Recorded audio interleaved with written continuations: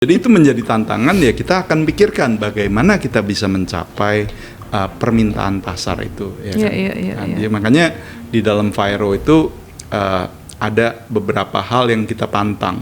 Nomor satu itu adalah pantang tolak order. Kita nggak pernah.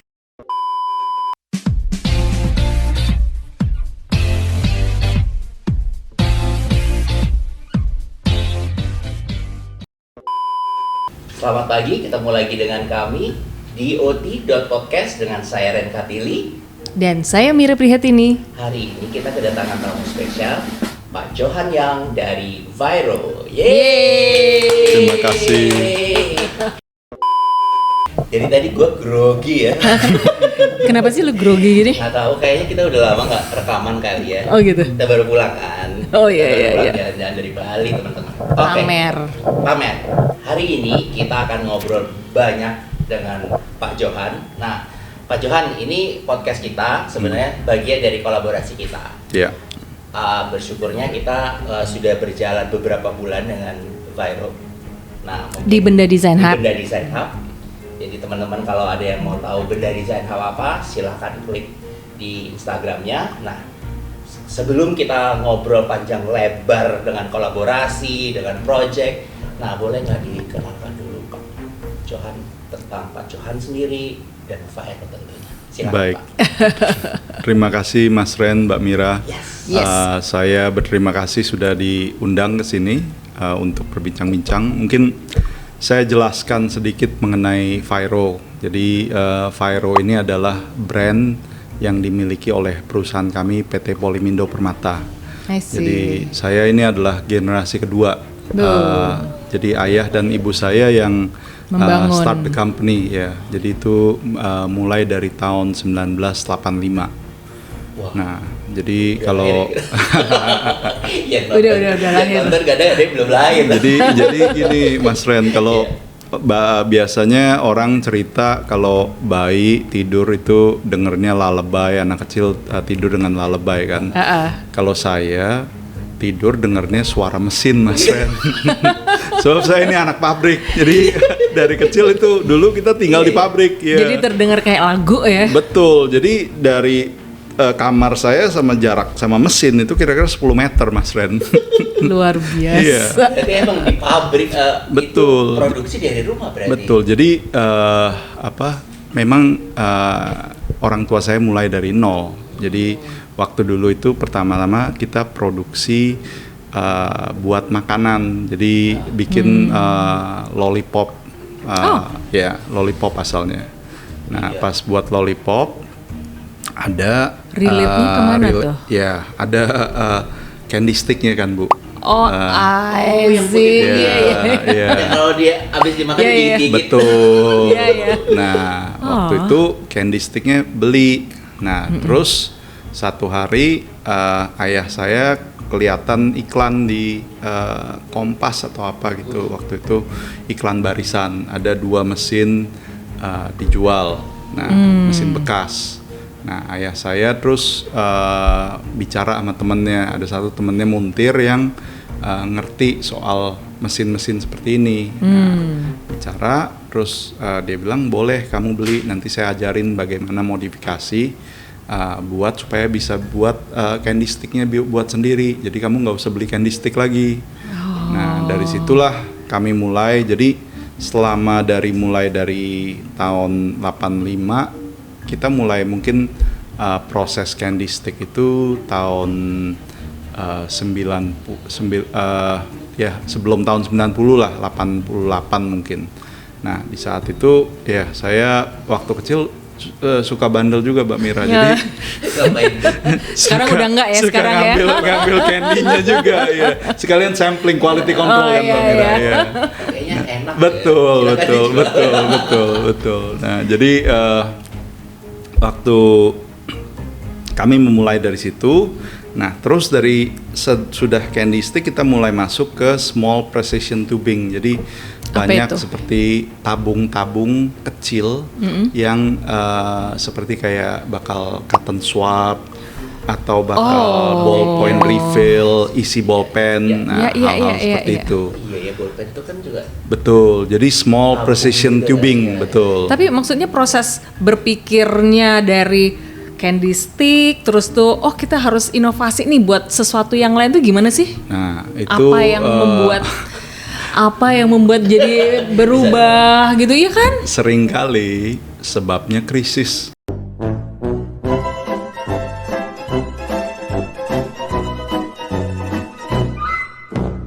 Mbak Mira, jadi krisis memaksa kita untuk berinovasi. Tuh. Ya. kita Jadi kalau harus dalam kepepet dulu ya. kalau dalam bahasa Chinese, karakternya krisis itu terdiri dari dua kata. Satu itu risk, resiko, dan satu lagi opportunity. Oh, Jadi setiap krisis itu selalu ada risk and opportunity. tinggal kita mau pilih yang mana nih? Jadi bagaimana kita menanggapi krisisnya itu, ya kan? Tuh. Bener-bener tuh. Jadi kita mulai bergerak di bidang itu dan itu berjalan sampai kira-kira tahun 98, 97, 98. Nah mungkin Mas Ren sama Mbak Mira Itu pernah ingat Chris itu pas Mon, ya? Chris Mon itu Chris Mon. baru lulus kuliah tuh ya kan? Betul. Oh lu kabur ya. Gua ini Stay ya. stay. Betul. Waktu itu Chris Mon dan Yes. di saat itu ya 70% dari seluruh perusahaan di Indonesia went bankrupt. Iya. Ya kan itu berat sekali. Dan Umur ya, berapa nih Pak Johan waktu itu? itu berarti saya umur berapa ya? Ya baru kayaknya baru mulai college ya. Oh, masih sekolah masih ya? kuliah. Saya masih kuliah waktu itu. Iya, iya. Nah, jadi di saat Krismon itu terus ada satu orang datang membawa satu piece kayak material fiber gitu. Nah, tapi di saat itu dia nggak jelasin barang ini untuk apa. Dia cuman kasih lihat profile, semacam profile, dan dia tanya, kamu bisa buat ini nggak? Nah, di saat itu kami punya keahlian itu adalah small precision tubing kan. Jadi kalau bicara small precision tubing itu selalu bicara micron, berapa micron punya akurasi, very precise. Nah, begitu dia bilang dikasih tahu toleransinya berapa, bakal kami should be doable, it's not that difficult. Sebab kami nggak tahu gunanya bakal apa. Kita cuma melihatnya bisa, oke. profilnya dimensional stability seperti ini harusnya bisa. Nah, jadi kita buatkan. Terus kira-kira Siapa tuh yang minta itu? Arsitek ada, kah atau bukan. somebody kah? Siapakah dia? Bukan. Jadi dia seorang importer. Jadi dia ternyata we found out later apa kegunaan barang ini. Jadi kita nggak dikasih tahu pertama kali barang ini untuk apa. Jadi kita hanya buat. Nah, terus beberapa bulan kemudian dia balik lagi dan dia marah-marah sebab produknya fail, patah, putus. Sebab at that time keep in mind kita nggak tahu produk ini digunakan Untuk untuk apa. Nah dari Dan situ dia juga mungkin beda nggak kali disclose ya. Dari situ dia jelaskan ini dipakai untuk furniture outdoor. Kita baru tahu dari situ sebab ternyata untuk furniture outdoor berarti Kekuatannya kan berbeda. Ya kita harus menggunakan ada UV stabilizer, ada pigmen yang khusus dan lain-lain. Nah dari situ mulailah kita research. Jadi Fairo itu lahir di tahun 98. Tapi bener ya, tahun 98 itu lagi mulai booming-boomingnya 98-99 itu artificial Ratan. Betul. Betul. Iya. Betul. Gue soalnya ingat soalnya waktu itu emang keinget banget itu. Gue sampai lihat-lihat ke Bali di Kemang waktu itu udah mulai banyak tuh. Sebab waktu itu ya mohon maaf, basically if you export you survive. If you don't export, you're not gonna survive ya di saat itu. Jadi waktu itu ya dollar is king. Jadi waktu itu benar-benar kita harus bisa ekspor ya kan. Jadi itulah yang terjadi. Dari krisis itu memicu kita untuk mencari breakthrough. Bagaimana kita bisa produk ini bisa ekspor, bisa directly atau indirectly harus bisa Keluar cari market aja. di luar keluar, dan itu perjuangan yang nggak mudah, sangat sulit ya. Dalam waktu yang sangat short, harus mengganti arah, harus mengembangkan produk lain baru yang bisa diekspor. Jadi sebelum itu belum ekspor sama sekali. Belum, jadi kayak apa tadi? Betul, sebab iya marketnya itu semua domestik, Mas Ren. Jadi dari situ kita mulailah merambah ke pasar ekspor. Nah akhirnya kita sesudah customer itu uangnya kita balikan, kita buatkan lagi, kita mulai develop dari situ. Nah akhirnya berkembanglah Vairo. Nah di saat itu sebenarnya ada 2 direction yang kita bisa lakukan. Di saat itu ada 2 jenis material. Satu adalah HDPE, yaitu material yang kami gunakan. Yang satu lagi PVC. Nah yang dipilih HDPE. Sebabnya jadi ayah saya waktu itu melihat ada tren di dunia plastik, yaitu perubahan dari HDPE dari PVC ke HDPE. Jadi PVC itu material yang lebih dulu digunakan, lebih awal gitu. Nah, masalahnya di PVC itu ada beberapa hal yang the technology is getting a little bit outdated, and there are some there are some consideration. Jadi ayah saya ingin produk yang lebih environmentally responsible, dan di saat itu belum ada isu soal environmental, is not a big issue, belum.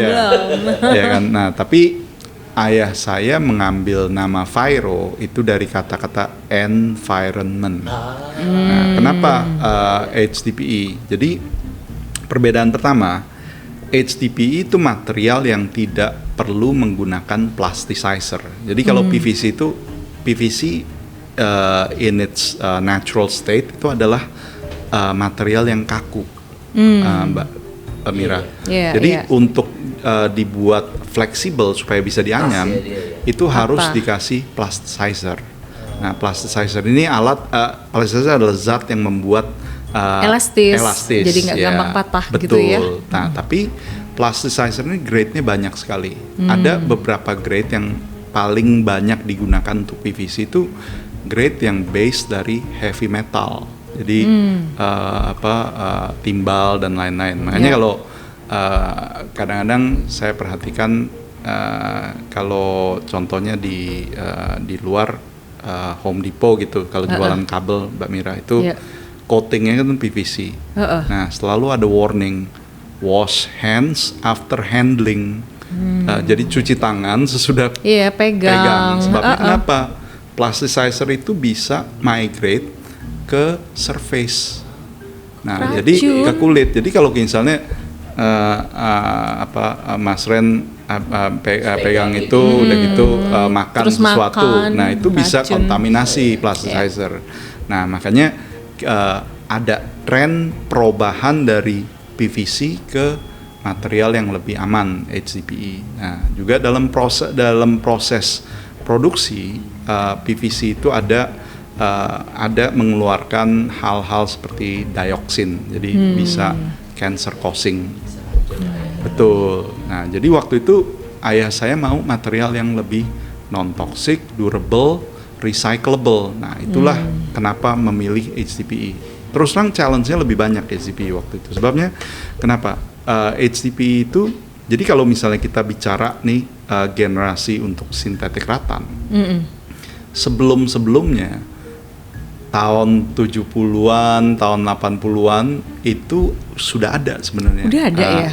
Ya, Mbak Mira. Jadi sebelum-sebelumnya itu kalau if you go to kayak di Prancis, bistro chair Champs-Élysées itu, dia pakai itu. Dia pakai semacam artificial rattan, tetapi waktu itu untuk teknologinya itu harus menggunakan engineering grade plastik. Jadi bukannya commodity grade, harus menggunakan engineering grade. Waktu itu salah satunya adalah nylon 11. Jadi itu adalah special grade yang harganya sangat-sangat mahal. Jadi very very specialized application. Makanya kalau nggak salah waktu di saat itu satu kursi bistro chair itu harganya itu kira-kira $400. Ya. Waktu itu ya. Di waktu itu sangat mahal.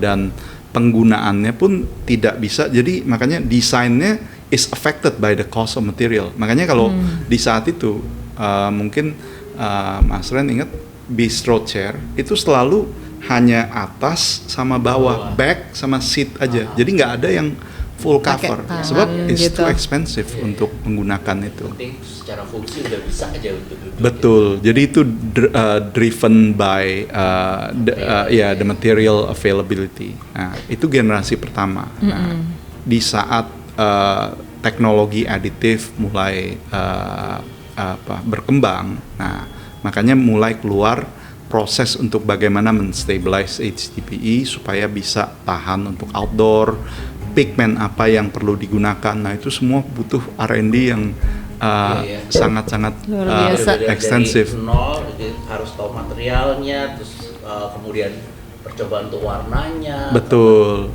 Dia pudar atau enggak karena betul. Di Indonesia tahu sendiri ya. Betul. Iya.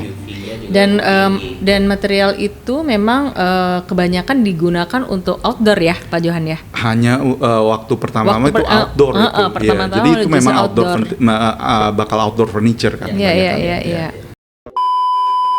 Nah, ngomong-ngomong tadi dari mulai dari makanan ya, stick untuk makanan, candy stick, kemudian pindah ke material furniture. Nah, mungkin teman-teman akan jauh lebih familiar karena kebanyakan mungkin yang dengar arsitek dan desainer.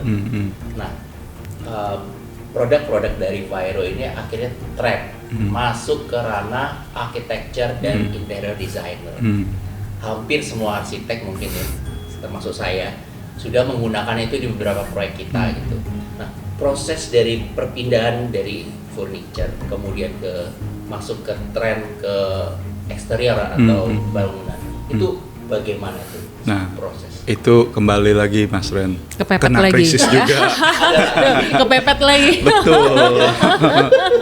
Nah jadi makanya like I said, crisis is always risk and opportunity. Harus diingat. Itu memaksa kita untuk lebih kreatif dan bagaimana kita memikirkan cara breakthrough. Nah jadi kalau yang Vairo build, jadi untuk architectural application, itu kita mulai sebab krisis tahun 2008, global crisis. Iya benar juga ya. Iya. Jadi ceritanya itu di saat itu kami punya traditional market, tadinya adalah Eropa dan Amerika, sebab rata-rata outdoor furniture penggunaannya itu ke situ. Itu tapi yang diekspor itu adalah materialnya aja kan ya Pak Johan ya? Betul. Jadi kita ada yang ekspor direct, ada yang ekspor indirect. Jadi yang ekspor indirect saya maksud itu adalah kita menjual fiber ke manufacturer di Indonesia yang nantinya dianyam menjadi furniture yang terus tujuannya ekspor. Ya, tapi ada juga misalnya penganyam di Filipina, di Thailand, di Vietnam. Nah, mereka membeli dari kita. Dari China juga kita ada ekspor ke sana. Nah, itu yang direct ekspor. Nah, setelah itu 2008 kita kena krisis lagi. Nah, di saat itu kita mesti mikir lagi nih, bagaimana harus kita supaya bisa survive. Nah, kebetulan saya traveling ke Bali. Saya kelihatan Bali bagus ya, banyak atap alang-alang. Ya, natural. Nah, tapi saya juga perhatikan waktu saya kebetulan pernah tinggal di beberapa villa. Nah, satu kali saya masuk sebelum AC-nya dinyalain. It doesn't smell very good. Iya. Soalnya kan memang bahan organik hidup. Betul. Nah, saya juga perhatikan, saya bicara terus sama engineer-nya di hotel. Saya dengar dari mereka bahwa a lot of their problem is maintenance, bagaimana keep this natural material. Nah, dari situ kita mulai pikir apakah ada alternatif yang kita bisa bawa ke pasar untuk bisa maintain estetikanya ini harus seotentik mungkin, tapi dari segi maintenance, dari segi durability itu kita bisa perbaiki. Curiosity tuh. Harus selalu Kepo. dicari. Jadi betul. Jadi kita ngelihat bagaimana ini bisa kita aplikasikan dengan teknologi yang kami miliki. Iya, iya, Nah, iya. dari situlah mulai kita membuat TEDx. Nah, bahkan di saat itu juga kita ada membuat one thing that I'm proud of. Jadi we are not the only TEDx manufacturer in the world. Ada kompetitor kami di luar negeri itu juga ada. Nah, tapi kita ada membuat sesuatu yang uniquely represent Indonesian culture. Jadi kita ada buat satu produk yang bisa meng-create hip-nya yang style-nya itu Eves-nya itu mirip Balinese punya Eves, Mbak Mira. Jadi kalau Balinese punya Eves itu kan kalau biasanya misalnya stylenya di Caribbean, mereka suka touch-nya itu turun sampai kayak Landai. menjuntai gitu. Landai. Nah kalau Bali itu selalu dipotong mirip kayak rambut saya gitu. Kayak gitu ya. Kerukat. Nah kita yes. mendevelop Kelihatan tebel dia betul. itu ini ya, Nah, kita ada mendevelop eaves khusus yang bisa kelihatan seperti itu. Jadi hipnya, eavesnya supaya ada otentisitasnya. Nah, udah gitu kita juga along the process we realize bahwa teknologi kita itu ada di material. Tapi kalau kita gabungkan dengan traditional craftsmanship itu memberikan fleksibilitas produksi yang lebih baik dan juga ternyata ada added value untuk customer sebab customization jadi lebih mudah dan kita juga bisa preserve part of our culture yang unik. Jadi kalau kita misalnya bicara dari strategi standpoint, kalau kita bicara hanya mass production, ya terus terang there are other countries that's very good in mass production. Ya, nah itu saingannya jadi, susah ya. Betul. Nah, tapi kalau kita combine antara mass production dengan craftsmanship, then we're talking about something a little bit unique. Itu yang kita offer ke pasar. Nah, jadi disitulah kita mulai mengembangkan macam-macam produk. Nah, terus itu sampai tahun 2016 tuh. Nah, berarti itu udah di lokal ya Pak Johan, bukan udah nggak hanya ekspor aja ya di tahun itu. Betul. Ya jadi kan? kita juga sebab waktu di saat itu because of crisis, jadi kita mulai mencari ada market apa lagi nih non traditional market. Jadi contoh yang kayak market yang sebelumnya kita tidak pernah pikirkan tempat-tempat seperti Maldives dan local market juga of course di Bali. Bali kita banyak project yang sudah menggunakan produk-produk kami termasuk yang salah satu yang latest itu adalah Bandara Ngurah Rai. Jadi kalau Mbak Mira betul di Bandara Ngurah Rai itu kan ada international arrival ditutup dengan anyaman. Nah itu Fairo. Ini sekarang juga barusan untuk KTT ASEAN nih JCC. Jadi di JCC sekarang betul. Iya, yang sekarang lagi. Betul. Itu juga pakai Fairo. Ada beberapa sih waktu Asian Games ya yang 2018 kalau nggak salah. Nah itu ada satu tempat sekarang itu menjadi hutan kota pelataran. Nah hutan kota pelataran itu kan di saat itu dipakai untuk VIP reception kan. Nah itu atap dan ceilingnya itu juga Fairo. Nah, itu juga menarik Mbak Mira, ada ceritanya tuh. Gimana tuh? Harus di-sharing. Waktu itu kan VIP tamu ditanya, ini produk ini kalau dilempar sama molotov cocktail bagaimana? Security issue. Iya. Kan? Dia detail banget nanyanya ya. Nah, kita kasih lihat nih testing kita punya fire testing. Nah, itu juga salah satu advantage kenapa kita develop material ini. Bukan maksudnya untuk menggantikan alam, tetapi ada keperluan dari building code yang kita memerlukan material yang lebih high performance. Jadi kita dan membuat lebih material, aman, betul. Ya? Kita membuat material ini ada versi yang flame retardant. Jadi di saat dia terbakar, apinya itu hanya terbatas di daerah. Pusatnya itu betul, aja. Betul. Dia tidak mudah menyebar. Nah, sesudah misalnya, jadi testingnya itu kita tesnya itu full system test, di mana kita buat satu kayak replika atap. Nah, udah gitu kita ada dikasih satu onggokan kayu, ditaruh di atasnya dan dibakar, dinyalain. Nah, onggokan kayu itu sambil terbakar ditiup dengan angin. Jadi ada mesin untuk tiup angin, kesannya jadi the worst case of fire scenario. Nah, di situ di measure ini berapa banyak, berapa cepat merambah dan apakah apinya menyebar. Nah, disitulah sesudah sampai sampai material kayu ini habis, material kami tidak menjadi bahan bakar. Jadi dia memprotek. Dia udah stop di situ. Betul, dia memprotek layer yang underneath. Makanya pas mereka lihat itu, udah gitu mereka coba bakar sendiri, bilang oke, this is confident ya. Dari proyek-proyek tadi ya yang sudah berkolaborasi dengan pemerintah, dengan swasta. Dari Pak Johan sendiri ada nggak sih yang the favorite project dari Pak Johan yang sudah pernah dilakukan?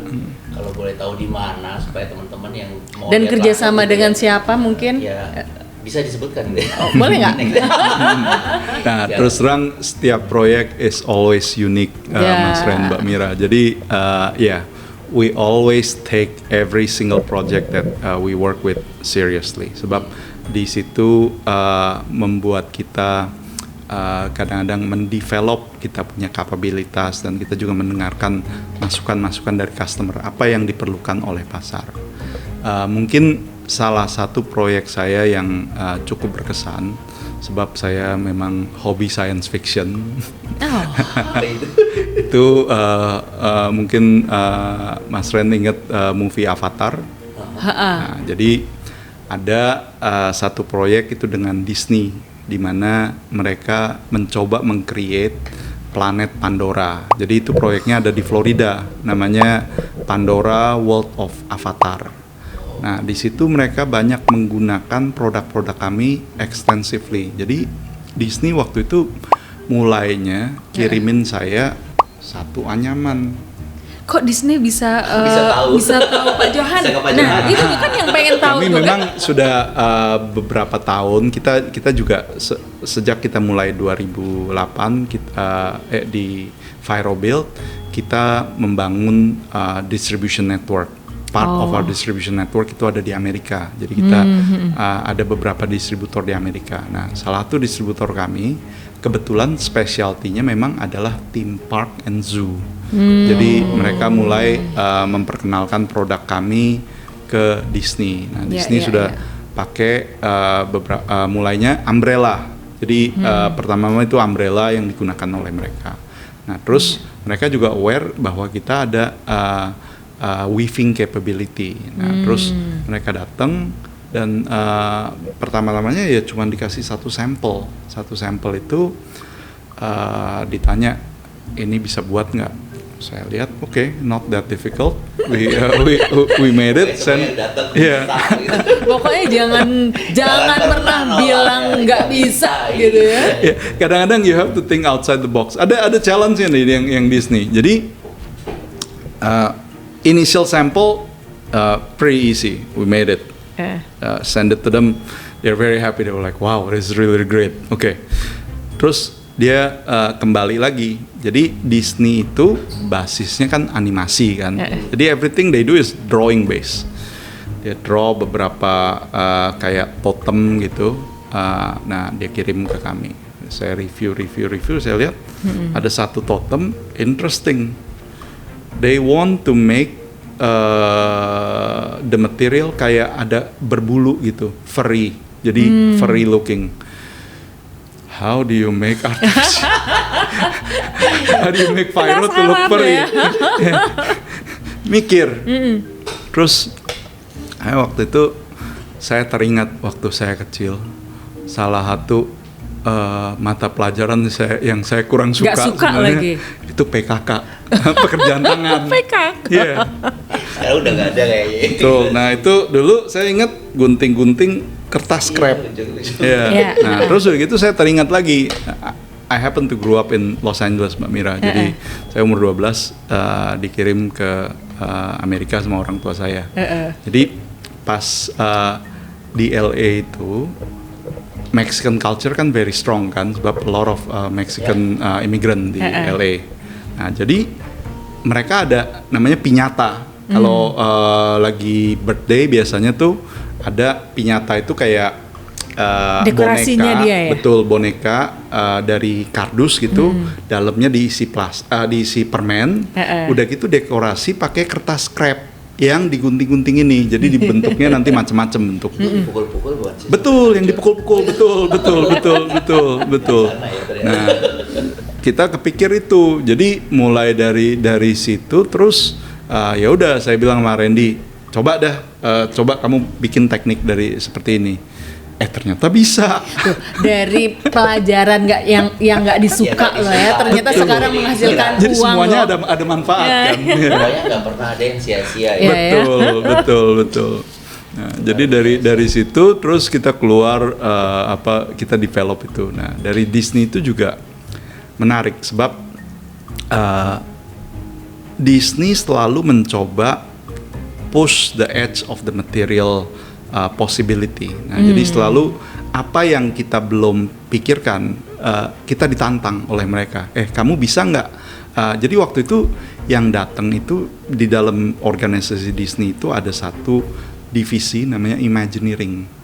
Jadi Imagineering itu tugasnya memikirkan, merealisasikan. Basically Disney punya theme park, cruise line, bahkan movie dan lain-lain itu mau membuat physical produknya lewat Imagineering. Nah, jadi creative director Imagineering waktu itu namanya Joe Rodi, dia pernah datang ke kami. Nah, di saat itu beliau spend kira-kira 1 harian dari atas sampai bawah, dia lihat semua proses kamu bisa apa. Nah, dari situ dia mulai mikir apa nih yang bisa. Tuh kan kenapa maju tuh ya gara-gara itu, tau nggak sih lo? Nggak ada yang berhenti gitu. Iya. Pengen tahu setelahnya. Dan nggak ada kata oh ini nggak bisa. Kita kan sering banget ya ketemu kontraktor, ini nggak bisa, kesel banget nggak sih? Harus dikejar terus. Jadi is always the answer is always can do. Yes, Can we do, can. ya, ha. Yeah.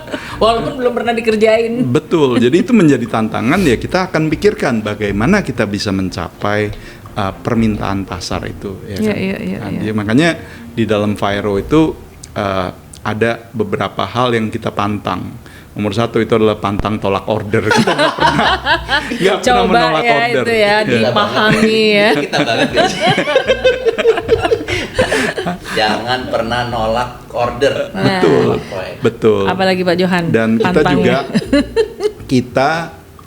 kita tidak pernah menolak permintaan customer untuk customization. Kita pasti pikirkan. Jadi kita review kapabilitas kita. Nah, nanti kita presentasikan choice apa yang kita bisa berikan customer. Jadi kita memang spesialisasi ke mass customization. Makanya sebab jadi kenapa Disney datang ke kami. Jadi kalau misalnya if you take single segment of each of our business process, mungkin kompetitor lain yang banyak juga yang mengerjakan itu. Tapi imagine this, Disney mempunyai global sourcing capability, but why do we get chosen as the company? Nah, kalau di dalam Fyro itu basically untuk mereka itu one stop shopping, Mbak Mira. Jadi mulai dari material development sampai ke bagaimana proses engineeringnya, pembuatan frame, penganyaman dan lain-lain, semuanya itu dalam satu organisasi. Jadi untuk mereka ya it's one stop shopping solution. Kemana-mana. Betul. Jadi bahkan ada kita bahkan ada yang scope yang sebetulnya tadinya bukan scope kami. Jadi scope kami itu outdoor, tapi ada yang indoor. Akhirnya sebab mereka Dikerjakan. berasa it's very difficult to find other supplier. Ya akhirnya mereka bilang you have to help us with the indoor portion. Jadi akhirnya kita kerjakan. Nah dari indoor portion itu kita juga belajar. Ada pengalaman yang akhirnya menjadi bahan pelajaran untuk next step punya material development, Mbak Mira. Jadi di saat itu kita diharuskan untuk mengerjakan beberapa anyaman yang berbasis dari eceng gondok. Nah, jadi waktu itu kita sampai belajar bagaimana mengcolor, bagaimana mempreserve, memproses eceng gondok. Dan Ini real eceng real gondok? eceng gondok, ya, Potter okay. hyacinth. Nah, you would think eceng gondok is easy to find, right? Ternyata tidak.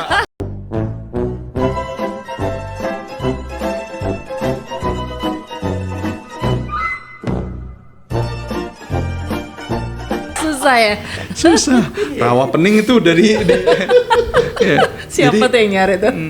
Kita waktu dulu untuk kalau kita bicara dengan Fairo material, kita mungkin di 1 tahun itu udah ribuan ton punya proses.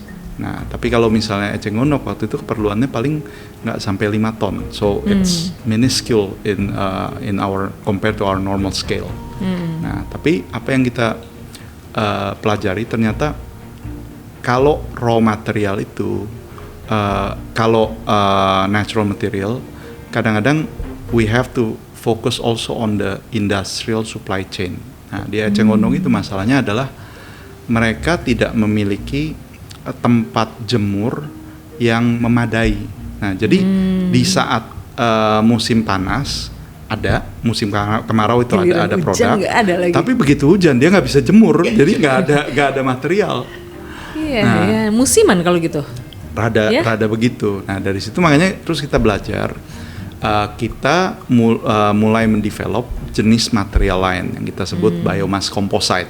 Jadi biomass, gitu. jadi keep in mind kita ayah saya itu dari permulaan set goalnya adalah Fairo dari kata-kata environment. Jadi we always think about apa yang membuat produk kita lebih sustainable, lebih environmentally responsible. Nah jadi a lot of the issue waktu pertama-tama itu kita banyak fokusnya adalah di material yang long lasting, jadi durable, beauty. Itu 2 karakteristik yang banyak dimasukkan dalam Fairo Fiber.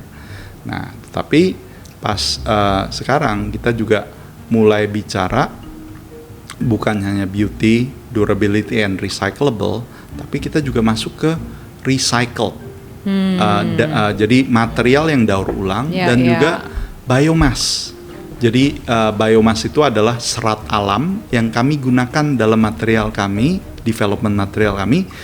Tujuannya untuk menekan carbon footprint, Mbak Mira. Jadi bagaimana kita membuat material kita lebih, nah sama recycle juga itu sebenarnya purpose-nya menekan carbon footprint. Sebab kalau misalnya kita bicara dari proses plastik, yang energi intensif itu adalah membuat bahan plastiknya original. Tapi begitu kalau udah recycled itu udah lebih rendah, sebab itu hanya perlu dilumerkan lagi dan diolah lagi. Ini kan trending issue nih, ya kan? Dan Jadi itu kan jadi sekarang untuk terutama di bidang architecture, Betul. desain itu jadi salah satu pilihan, apalagi kalau bangunan-bangunan itu Betul. sudah dapat label green building. Betul, iya, itu menjadi betul. nilai Dari jual. Betul. atas sampai bawah tuh harus yang benar-benar eco friendly. Iya. Betul, betul. Dan harus lebih sustainable. Nah, disitulah makanya kami juga memikirkan kami memikirkan bagaimana bisa menggunakan limbah waste stream yang ada yang bisa kita gunakan lagi untuk material kami. Sebab tujuan kami ke depannya adalah we want to create a circular business model. Nah, dari situ jadi makanya tren ke depan kami banyak research and development toward that direction. Nah, kebetulan itu juga it plays into our strength which is material science. Jadi kita ada yang disebut material compounding. Jadi kita bisa mencampur different material tergantung kebutuhan. Jadi sekarang makin lama diferensiasi antara different material ini makin jelas, Mbak Mira. Sebab contoh kalau misalnya kita untuk furniture itu biasanya perlu dia harus durable, dia harus beautiful, dan dia harus mempunyai tensile strength yang tinggi. Jadi kelenturan harus ulet gitu. Nah, sebab orang duduk dan itu yang harus ada high tensile. Betul. Nah, itu jadi kita develop material yang khusus memenuhi kriteria itu. Nah, kalau kita bicara building material, kebanyakan building material they're talking about beauty, harus kelihatan natural, durability. Durability-nya itu kadang lebih dari furniture. Kalau furniture misalnya kita warranty 3 tahun. Kalau building material warranty itu sampai 20 tahun. Sebab itu udah we're talking about lifetime warranty ada. Nah, kita juga seringkali berbicara building code, meeting building code requirement. Jadi fire safety seperti kayak tadi saya bilang fire test, udah gitu kita bahkan ada di tes anti angin ribut. Jadi biar nggak berisik. Jadi itu untuk Florida. Jadi Florida itu tiap tahun pasti kena hurricane. Jadi di situ harus dites bagaimana tes kita kalau di saat kena hurricane, nggak copot. Dan lain. Nah, itu jadi testing di lab ada, tapi testing lapangan juga sudah sering terjadi. Jadi Florida berapa kali di saat kena itu hurricane tidak masalah, aman. Udah gitu pernah satu kali yang tes cukup berat itu di Fiji. Mas Ren. Jadi Fiji kena typhoon. Nah, pas sebelahnya dia natural, sebelahnya yang building customer ini udah diganti Viro. Kita tanya bagaimana. Dia kasih lihat yang satu, dia kasih lihat ini. Diskut dia bilang. Nah, itu tapi kan kebanyakan dipakai untuk outdoor ya sebenarnya. Coloringnya sendiri gimana? Ada akan perubahan ya berapa lama gitu? Kita cap atau enggak? Terus tuh maintenance-nya gimana tuh? Nah, jadi memang begini, kalau namanya color, any color, any pigment pasti ada period of adjustment. Tapi yang kita perhatikan itu apakah ini terdeteksi dari pandangan, jadi dari mata visual. Jadi kalau misalnya color itu biasa differentiation color itu kita bicara ukurannya itu delta I. Nah, delta I ini biasanya delta I1 itu bisa susah kelihatan sama mata. Jadi itu kita punya limit of our visual. Nah, in general kalau dari material kami dalam berapa bulan pertama itu mungkin ada sedikit adjustment, tapi di saat sudah adjustment itu selesai, itu stabil selama bertahun-tahun. Jadi unless you compare it side by side, you're not gonna be able to tell the difference. Nah, jadi kalau misalnya dan untuk patch itu sangat produk yang sangat natural looking kan. Jadi kalau dibanding sama natural touch, performance kita itu jauh lebih bagus. Jadi seperti kayak kalau tergantung Mbak Mira mau buatnya looknya seperti apa. Jadi kita ada yang seantik apa misalnya gitu. Betul. Seperti itu ya. Kita ada yang warna itu lebih rustic. Nah, memang udah kelihatan jadi seperti touch yang sudah dipasang cukup lama gitu. Tapi dia udah seperti soalnya itu aja sekarang bertahun-tahun. Viro kan modelnya ada yang hijau, ada yang coklat, ada yang hitam, ada macam-macam banget gitu kan. Bahkan Mbak Mira kita pernah ada customer yang minta touch-nya glow in the dark. Tuh kan udah mulai banyak toh. Your imagination. Our job is to make your imagination come true gitu. Dari satu material tadi berkembang kemana-mana. Dari stick candid loh. Oh my god. Kemana-mana, ke industri sampai Disney gitu ya. Nah, ini dari semua project yang tadi Pak Jordan cerita, ada nggak upcoming project di Indonesia deh? Yang banyak kira-kira, lah pasti. Yang kira-kira. Kok gue yang jawab ya? Iya, kira-kira nanti mungkin orang bisa lihat langsung gitu. Jadi nggak mesti harus ke rumah orang untuk pegang-pegang, tapi mereka bisa lihat langsung. Jadi ada showcase-nya gitu ya. Mungkin kalau misalnya di Jakarta salah satu yang bisa dilihat langsung itu di Sarinah. Iya. Jadi itu itu kan semuanya waktu itu kita kerjasama dengan itu virus Mas semua Ruby, Mas ya, Ruby ya, Rusli. Mas Ruby Rusli, ya. Kesebut nih. Itu sampai fasad depannya, sampai plafonnya? ceilingnya. Dari kalau Mas Ren lihat yang kayak rangka kayu, Betul. nah itu adalah produk dari kami. Itu disebut thick polymer composite (TPC). Oh itu juga baik. Ya, jadi itu kelihatannya seperti kayu, sebenarnya itu bahan sintetis. Tapi memang 80% itu dari serbuk kayu. Jadi itu adalah itu yang saya Recycle sebut tadi, dong, betul. berarti. Jadi yang saya sebut biomass composite itu salah satu sampelnya. Jadi itu adalah material yang semuanya itu sebenarnya dari limbah. Jadi dari serbuk kayu, dari recycled plastik dibuat material lagi. Jadi itu menjadi baru dan itu betul. Jadi istilahnya upcycle dari limbah upcycle. menggunakan Benar. dijadikan something of higher value. Nah itu tuh ada minimal ordernya nggak sih kalau misalnya desainer nih Ini mau kayaknya buat udah nih, mulai buat PO. Iya We kan are maksudnya wah always- ini keren tiba-tiba, Yeah. oh ini kecil banget Mir gitu. Itu proyek lokalnya nggak ada. We are always welcome, Mbak Mira. Jadi oke. kita ada material-material yang memang kita ada ready stock on hand. Oh, gitu ya. Ada material yang perlu customization. Kalau ada customization biasanya ada specific MOQ. Tapi biasanya kalau untuk when you're talking about project, usually you will meet the MOQ very easily. Ya. Jadi tapi untuk kalau kayak furniture gitu yang mereka lebih spesifik, nah kita biasanya ada siapkan juga material yang ready stock. Yang udah ada, Ya, ya. Kira-kira untuk orang yang mau tahu lebih dalam ya produk-produk dari Fire itu di mana sih? Atau ada website kayak Instagramnya yang kira-kira bisa di-share ke ini yang lagi pada dengerin kita yang dari tadi deh. Siap Mas Ren. Jadi ya kita ada beberapa Instagram, ada Firo Build di Instagram. Nanti mungkin kita share linknya. Kita juga ada Firo World untuk websitenya, dan kita juga ada satu lagi itu Firo Forms untuk basket dan varian untuk fashion product.